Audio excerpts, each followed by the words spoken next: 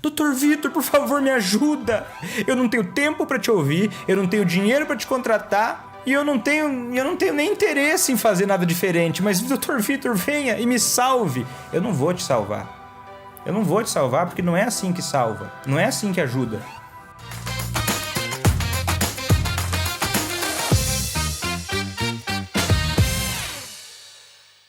Eu entendo que você viver com o alcoolismo de alguém que você ama é algo desafiador, é algo que exige muito do ponto de vista emocional também. Mas, às vezes, você acaba piorando as coisas por enxergar de uma maneira imatura e talvez você nunca na sua vida tenha parado para pensar nisso. Que você está se aprisionando numa mentalidade, numa forma de enxergar essa situação que faz você sofrer mais, que te afasta da sobriedade de quem você ama e que espalha a dor como se fosse perfume em todos os cantos. Porque você se coloca sem querer numa das posições imaturas e infantis e disfuncionais que eu vou te explicar agora. E às vezes você se justifica a miséria da vida, a dor da vida que você está sentindo hoje, as suas frustrações, baseado numa ficção que você cria na sua mente. É um tipo de jogo psicológico, é um tipo de esquema mental que muitas pessoas se colocam muito fácil. Que muita gente que você vai ver por aí se coloca sem nem perceber. Olha, por conta da influência da sua história de vida, né, da sua história de criação, o nosso cérebro ele vai sendo moldado, a parte que interpreta o mundo, a parte que reage ao mundo, que é principalmente o córtex pré-frontal, é uma área que ela está em desenvolvimento durante a nossa infância, né? Ela vai chegar a se desenvolver até em torno dos 25 anos de idade. Então, e o resto do nosso cérebro, ele já é praticamente pronto logo ao nascimento, né? No nosso sistema nervoso central tem partes que são responsáveis pelo controle cardíaco, respiratório e vários sistemas, a maior parte dos sistemas cerebrais, assim, do sistema nervoso central já é pronto ao nascimento, ou quase pronto. Mas o córtex pré-frontal, que é a área que interpreta as coisas, que analisa, que avalia, que também é responsável pela regulação emocional, né? Você conseguir enxergar as coisas com mais clareza e administrar os seus sentimentos, ela é muito influenciada pelo meio, né? Pela forma que você foi criada, pelos discursos que as pessoas ao seu redor falavam. Por exemplo, tinha uma situação na sua casa em que os seus pais, mesmo sem te ensinar isso, eles eram muito de acusar os outros, eles eram muito de se queixar que a vida não era justa, eles eram muito de querer colocar uma pá de cal nos problemas. O que isso vai acontecendo? Vai fazendo você ter dificuldade de enxergar a vida adulta e os relacionamentos com maturidade. Você fica uma pessoa rasa e você não desgruda dessas posições. Padrões repetitivos de lidar com as suas próprias emoções. E nesses padrões você acaba culpando os outros, se enxergando como um pobre coitado sem condições de fazer nada, né? Uma mera vítima das circunstâncias. Hábitos emocionais, eles acabam sendo repetidos ao longo da vida de uma forma quase que automática e você às vezes até acredita. O problema dessa parada, desses jogos mentais que eu vou te explicar, dessa forma de enxergar o mundo, é que as necessidades humanas emocionais são justificáveis e é necessário que cada um de nós tome atitudes e organize a nossa vida para que a gente tenha nossas necessidades satisfeitas, tanto físicas, emocionais, psicológicas. Vitor, mas como é que eu vou satisfazer minhas necessidades emocionais? Eu já não confio mais em ninguém, eu não consigo mais, eu sinto que ninguém se importa comigo. Olha, é muito mais provável que você seja o responsável por isso do que o mundo seja insuficiente para você. Você pode ser a exceção da exceção, mas as suas necessidades emocionais são responsabilidade sua. O meu filho alcoolista, ele sai pra beber na sexta-feira e eu fico preocupada e ele parece que ele me envergonha com esse comportamento dele perante a sociedade e é culpa dele que eu tô me sentindo assim. Eu falo, filho, olha como você faz a mãe sofrer e Vitor, isso não é suficiente pra ele mudar. Se você pensa assim, você tá pensando exatamente do jeito que eu tô te falando, que eu vou te explicar melhor aqui, que é uma forma injusta, imatura e bagunçada de enxergar as coisas. O seu medo, a sua tristeza, a sua raiva, a sua decepção, são todos problemas seus. Credo, Vitor, pra você é fácil falar isso, você não vive com um alcoolista. Se eu vivesse, mesmo assim, seria um problema meu. Uma forma de olhar. Você pode escolher não se responsabilizar por os seus sentimentos, mas são problemas seus. Ai, Vitor, você tá me falando então? Deixa eu ver se eu entendi. Que as pessoas não têm obrigação de fazer tudo o que eu quero? As pessoas não têm obrigação de satisfazer os meus desejos, as minhas necessidades da forma que eu quero, na hora que eu quero? É isso que eu tô dizendo. Ninguém é obrigado a fazer nada por você. Ninguém te deve nada. Vitor, mas eu dediquei a minha vida inteira àquela pessoa, a essa relação, a esse casamento. Vitor, mas eu amamentei o meu filho, troquei a fralda e agora ele sente que ele não me deve a vida dele. Ele sente que ele pode não me obedecer o tempo todo. Eu acho que ele sente a verdade, ele não te deve nada. O bom pai, a boa mãe é aquele que se torna inútil. Se você ainda está sugando o seu filho, tentando, sei lá, salvar a sua vida, preencher a sua vida, segurando o seu filho, você está matando ele emocionalmente. Então ele fugir de você é saúde, porque você está muito atrapalhada nas suas emoções. Credo, Vitor, hoje tá pesado, mas é esse peso que vai te ajudar a deixar mais leve. A gente pesa aqui para deixar a sua vida mais leve, mas a gente precisa pesar hoje. Isso é uma necessidade. Na medida em que você não entende que os seus sentimentos, as suas expectativas, os seus desejos são problemas seus e completamente seus, você vai travar. Você vai colocar uma carga pesada demais, esperando que uma pessoa, muitas vezes, que naquele momento não está em condições de fazer o que você quer, e você vai continuar apertando de uma forma que só vai fazer as coisas piorarem. E aí você não vai conseguir ajudar essa pessoa a ter condições de poder cuidar de você como você merece. Porque se a gente tá falando de alguém que bebe demais, é uma pessoa que tá enroscada com um problema sério. Não é brincadeira. É falar, ai, Vitor, mas a gente fica doente também. Ok, mas a culpa é de quem? A culpa é dele? A culpa é sua?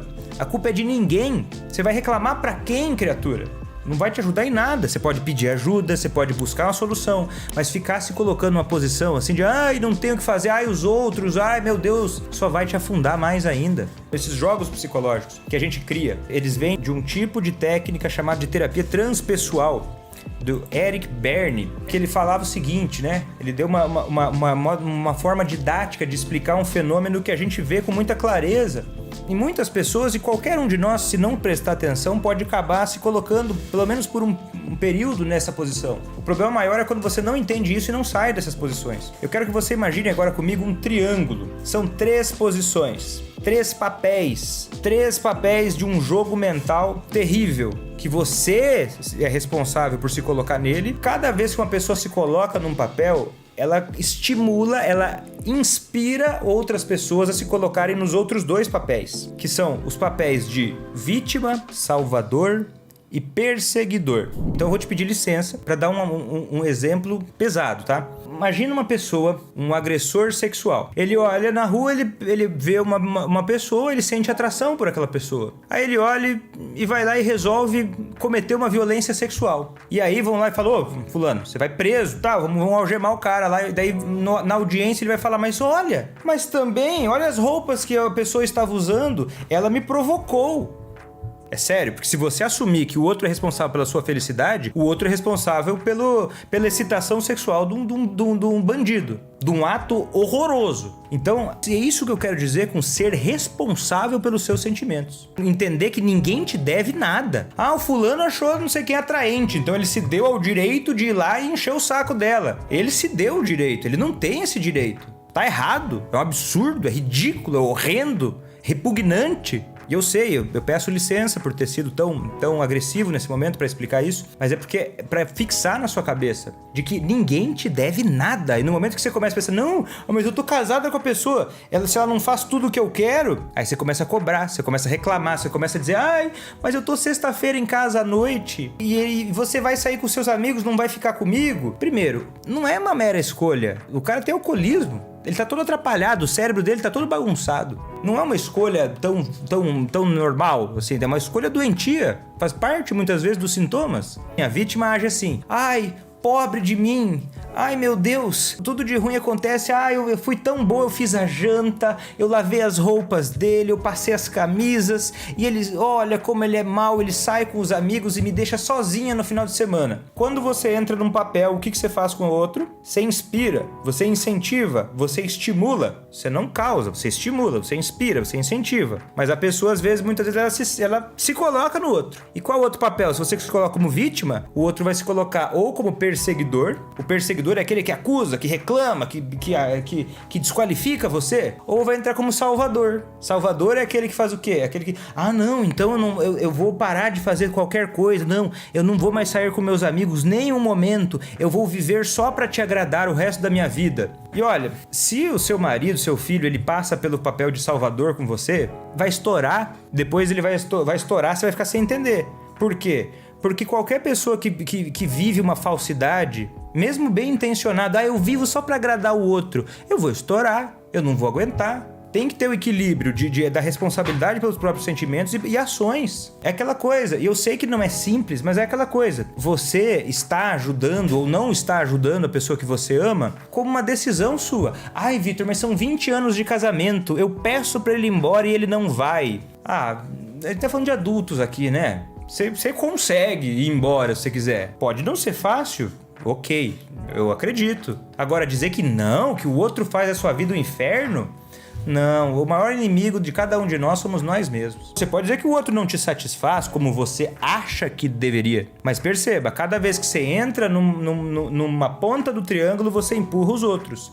Você se identificou com algum desses papéis? A real é que as pessoas costumam transitar entre um papel e outro. Vítima, salvador e perseguidor. Às vezes você começa como vítima, falando assim, o alcoolista, ele é ruim, não sei o que comigo. E daí o alcoolista como perseguidor, xingando você, falando, porque você é culpada por eu beber. Aí de repente o alcoolista começa a ficar mal, daí ele passa a ser vítima. Mas eu tenho uma doença, é tão difícil, eu não consigo, eu não resisto, né? Vem voando pela janela com asas de anjo, uma garrafa de cachaça na minha mesa, e essas asas de anjo vão no copo de cachaça e se viram sem nada acontecer. Quando eu vejo, já tem cachaça na minha boca, e quando eu vejo, já foi engolida, o alcoolista como vítima. Aí você fala, ai, coitadinho, meu Deus, nossa, pobre de você, Dr. Vitor, me ajuda. Você viu? Virou salvador e já virou vítima na cara. Dr. Vitor, por favor, me ajuda. Eu não tenho tempo pra te ouvir, eu não tenho dinheiro pra te contratar e eu não tenho nem interesse em fazer nada diferente. Mas, Dr. Vitor, venha e me salve. Eu não vou te salvar. Eu não vou te salvar porque não é assim que salva. Não é assim que ajuda. Tinha uma vez um cara que estava andando pela floresta e ele apreciava muito borboletas. Ele era um grande estudioso. Um biólogo. Ele estava começando a estudar biologia, ele adorava os animais, né? E ele estava passando por uma floresta e ele viu uma lagarta rastejando assim, uma lagarta que já era quase uma borboleta, né? Ele viu uma borboleta presa dentro de um casulo. E se retorcia, e ele estava passando e ele ficou muito comovido com aquilo. Ele olhou para a lagarta passando por aquela dificuldade e o coração dele partiu, ele olhou para aquilo, ele pegou o casulo daquela borboleta que estava se debatendo e comovido com aquela situação, ele tirou da mochila uma pequena tesoura e com a tesoura ele deu um leve corte na beira assim do casulo, de forma que não cortasse a borboleta que estava dentro. E assim que ele abriu esse casulo, saiu ali de dentro uma espécie de larva com borboleta se rastejando pelo chão. O que esse cara não sabia é que a força que aquela borboleta estava fazendo para sair do casulo, aqueles movimentos que ela estava fazendo para sair do casulo, eram na verdade estímulos que ela estava dando para que os fluidos saíssem do corpo e fossem para as asas. Só que ao cortar esse casulo, esse senhor determinou o destino dessa borboleta, de que ela nunca, jamais teria asas para voar.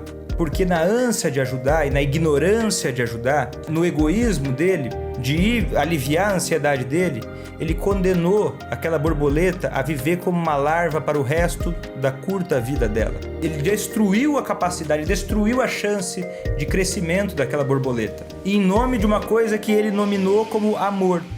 Mas agora, ouvindo essa história, você decide, será que era amor ou era ansiedade? Mas eu já dou tanto amor, será que é amor ou ansiedade? Quando eu ajudo de uma forma irresponsável, quando eu estou mais preocupado em aliviar a minha ansiedade, sem entender o que está acontecendo ali, isso é amor ou é covardia? Isso é amor ou é egoísmo?